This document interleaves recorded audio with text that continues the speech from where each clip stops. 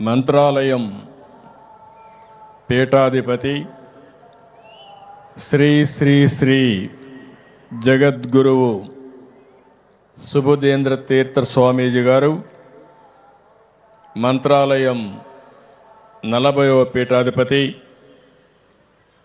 శ్రీ శ్రీ శ్రీ రమ్యానంద భారతీ స్వామిని మంత్రమహేశ్వరి శ్రీ శక్తిపీఠం చంద్రగిరి శ్రీ మారేళ్ల వంశీ కృష్ణ మహాన్యూస్ ఎండి పద్మశ్రీ మాడుగుల నాగపణి శర్మ ప్రముఖ తెలుగు కవి శతావధాని ఇటీవలే పద్మశ్రీ కూడా వచ్చింది.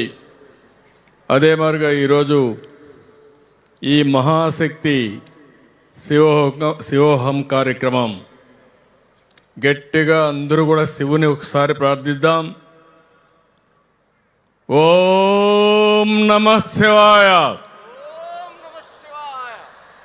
ఇంకా గట్టిగా చెప్పాలి. ఓం నమః శివాయ. ఓం నమః శివాయ. ప్రజలందరికీ మహాశివరాత్రి శుభాకాంక్షలు. ఇక్కడికి వచ్చిన వాళ్ళు పుణ్యక్షేత్రాలని శైవ క్షేత్రాలన్నీ దర్శించుకుంటున్నారు. ఎప్పటికప్పుడు నేను కూడా సమాచారం తెప్పిస్తున్నాను. అన్ని శివాలయాలు కిక్కిరిసి ఉన్నాయి. ఎక్కడికక్కడ భక్తులందరూ కూడా శివుని ప్రార్థించి ఆశీస్సులు తీసుకుంటున్నారు. ఈరోజు మహాభక్తి ఛానల్ నిర్వహిస్తున్న మహాశివరాత్రి మహాజాగరణ శివోహం కార్యక్రమానికి వచ్చిన భక్తులందరూ ఒకసారి చూస్తే రాత్రి అంతా కూడా మీరు ఇదే మాదిరిగా ఉండి శివరాత్రి పూర్తిగా గడిపే పరిస్థితికి వస్తున్నారు.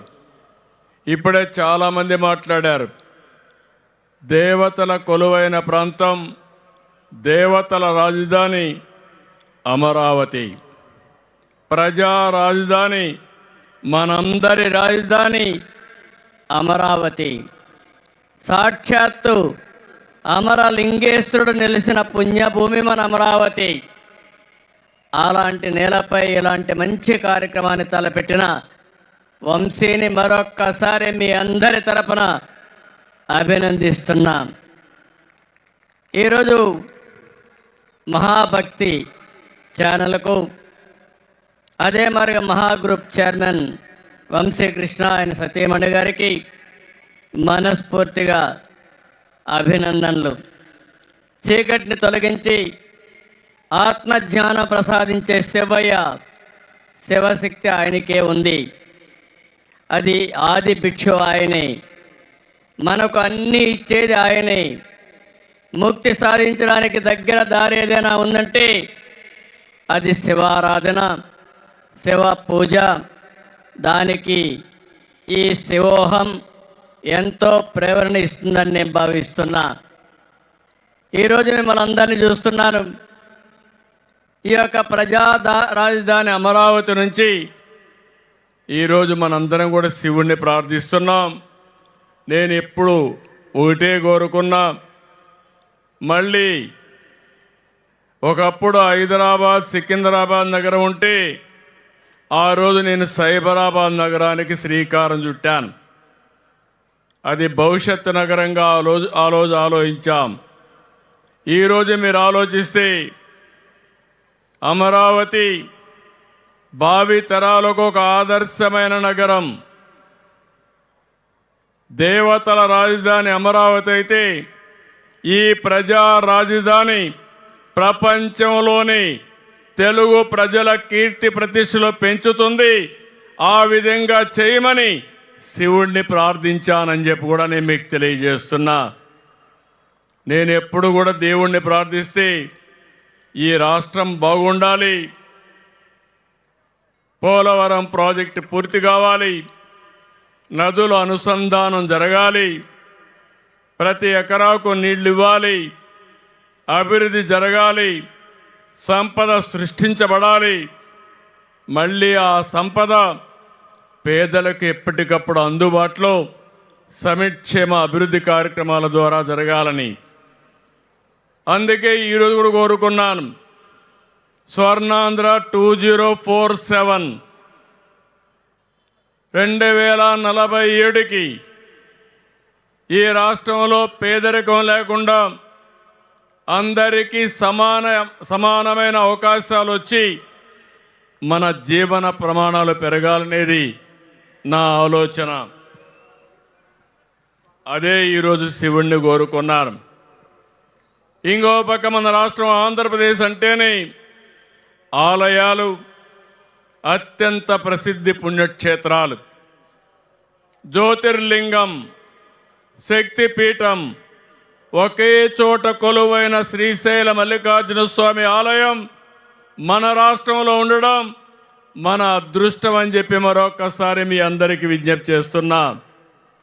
ఒక శ్రీశైలమే కాదు, పంచరామాలు, శ్రీకాళహస్తి, లేపాక్షి, దక్షిణ కాశీ, దాక్షారామం, మహానంది, శ్రీముఖలింగం, కోటప్ప కొండ, ఇలాంటి పుణ్యక్షేత్రాలు ఈ రాష్ట్రంలో ఉన్నాయి. ఉదయం నుంచి సమాచారం తెప్పిస్తే ఎక్కడ చూసినా భక్తులతో కిటకిటలాడుతున్నాయి. ప్రతి ఒక్కరు కూడా ఈ యొక్క కార్యక్రమంలో నిమగ్నమయ్యారని చెప్పి కూడా నేను మీకు తెలియజేస్తున్నాను. నేను ఒకటే మీ అందరికీ విజ్ఞప్తి చేస్తున్నాను, దేవాలయాల సంరక్షణ కోసం, నిర్వహణ కోసం ఈ ప్రభుత్వం అత్యంత ప్రాముఖ్యత ఇస్తాం. ప్రతి గుడిలో దీపం వెలగాలి, ప్రతి నిత్యం నైవేద్యం పెట్టాలనేది మా విధానం. అందుకే దేవాలయాల సేవలో అనూహ్యమైన మార్పులు తెచ్చాం. దేవాలయ పవిత్రత, భక్తుల విశ్వాసం పెరిగేలా అన్ని చర్యలు తీసుకుంటామని మరొకసారి మీ అందరికీ విజ్ఞప్తి చేస్తున్నాను. భక్తుల మనోభావాలు, సెంటిమెంట్లు గౌరవిస్తూ పవిత్రత పెంచవలసిన బాధ్యత మనందరిపైన ఉంది. ఒక భక్తులపైనే కాదు, పాలకులపైన కూడా ఉంది. తప్పకుండా ఈ రాష్ట్రంలో ఆ పవిత్రతను కాపాడతానని ఈ మహాశివరాత్రి సందర్భంగా మీ అందరికీ హామీ ఇస్తున్నానని చెప్పి మీకు తెలియజేస్తున్నా. ఎన్టీ రామారావు గారు 1985లో తిరుమలలో అన్నదానాన్ని ప్రవేశపెట్టారు. ఈరోజు అక్కడ చూస్తే దగ్గర 2 లక్షల మందికి అన్నదానం పెట్టే పరిస్థితికి వచ్చాం. నేను ముఖ్యమంత్రి అయిన తర్వాత ప్రాణదానం అనే కార్యక్రమానికి శ్రీకారం చుట్టాం. శ్రీవారి సేవకులనే కార్యక్రమానికి శ్రీకారం చుట్టాం. ఇప్పుడు మీరు చూస్తే దేశం మొత్తం 5,000 దేవాలయాలు కట్టాలని, రాజధానిలో పెద్ద దేవాలయాలు కట్టాలని, ప్రపంచంలో ఎక్కడ హిందువులున్నా అక్కడ వెంకటేశ్వర స్వామి దేవాలయం ఉండాలనేది నా సంకల్పం. దానికోసం కృషి చేస్తానని మరొకసారి హామీ ఇస్తున్నాను.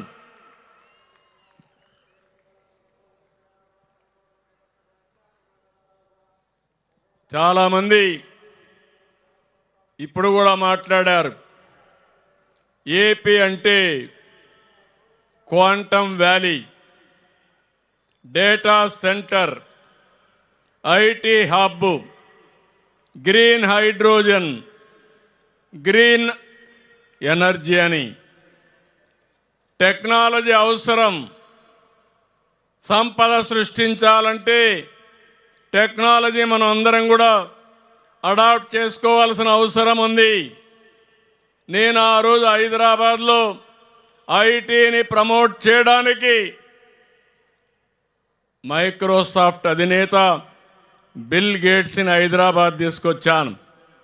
ఈరోజు మళ్ళీ ఏఐ వచ్చింది, క్వాంటమ్ వచ్చింది, టెక్నాలజీ పెను మార్పులు తీసుకొస్తా ఉంది.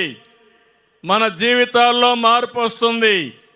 అందుకని మళ్ళీ రేపు బిల్ గేట్స్ మన అమరావతికి వచ్చి మనకు చేయూతనిస్తాడని మరొక్కసారి విజ్ఞప్తి చేస్తున్నాను. అలాంటి కార్యక్రమానికి శ్రీకారం చుట్టాం. అయితే ఆంధ్రప్రదేశ్ రాష్ట్రం ఒక టెక్నాలజీలోనే కాదు, ఒక ఆధ్యాత్మిక కేంద్రంగా ఉంటుంది. టెంపుల్ టూరిజానికి తిరుగు ఉండదని మరొకసారి మీ అందరికీ తెలియజేస్తున్నాను.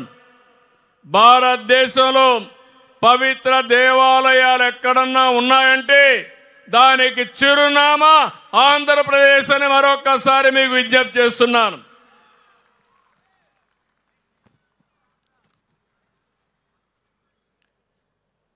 దేవాలయాలకు, జాతరలకు బాగా ఇటీవల కాలంలో రద్దీ పెరిగింది. దానికి మా ఆడపడుచులను చూస్తే అనిపిస్తుంది. నేను స్త్రీ శక్తి కింద ఆడబిడ్డలు ఎక్కడికి పోవాలన్నా ఉచిత ప్రయాణ సౌకర్యం ఏర్పాటు చేశాను.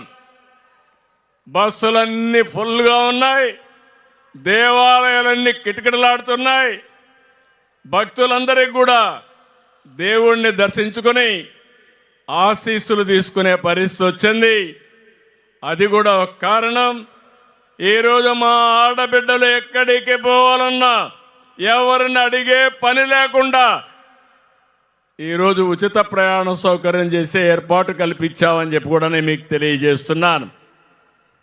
ఈరోజు మహా న్యూస్, మహా ఎంటర్టైన్మెంట్ ఛానల్ నడుపుతూ మరోవైపు మహాభక్తితో అందరిలో ఆధ్యాత్మిక చైతన్యాన్ని తెస్తున్న మహాశక్తి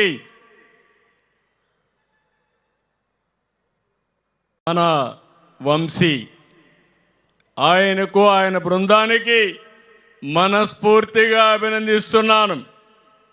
ఆదాయం కోసం మహా టీవీ రన్ చేస్తే భక్తి కోసం, దేవుని ఆశీస్సుల కోసం ఈరోజు ఆయన భక్తి ఛానల్ కూడా రన్ చేస్తున్నాడు.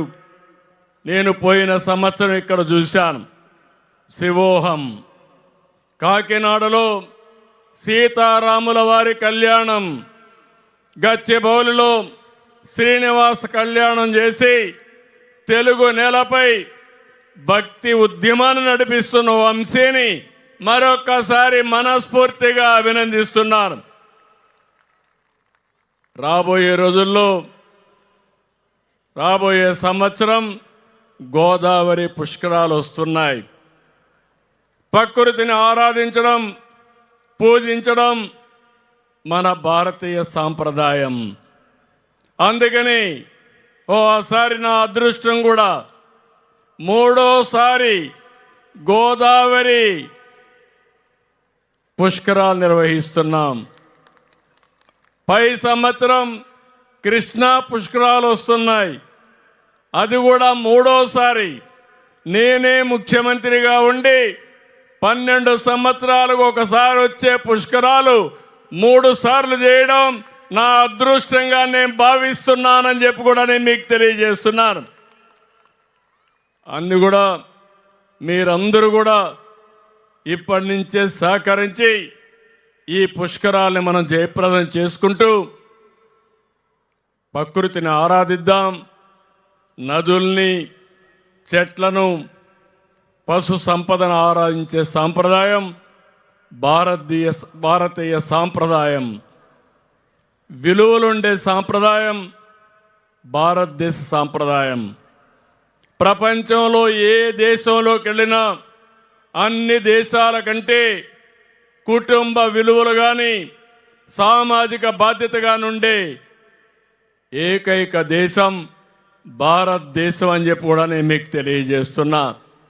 అలాంటి భారతదేశంలో పుట్టడం మనందరి అదృష్టంగా భావిస్తూ మరొక్కసారి మహాశివుడు మనందరికి కూడా అష్ట ఐశ్వర్యాలు ఇవ్వాలని, సంపదను ఇవ్వాలని, అదే సమయంలో విలువలతో కూడిన సమాజం కోసం ముందుకు పోయే విధంగా ఆశీర్వదించాలని మరొక్కసారి కోరుకుంటూ రాష్ట్ర ముఖ్యమంత్రిగా పేదలందరికీ న్యాయం జరగాలి, పేదరికం లేని సమాజం ఉండాలి, అందరికి కూడా మెరుగైన జీవన ప్రమాణాలు కల్పించాలని శివుణ్ణి ప్రార్థిస్తూ మీ అందరి దగ్గర సెలవు తీసుకుంటున్నాను. అందరికీ నమస్కారాలు. ఓం నమః శివాయ.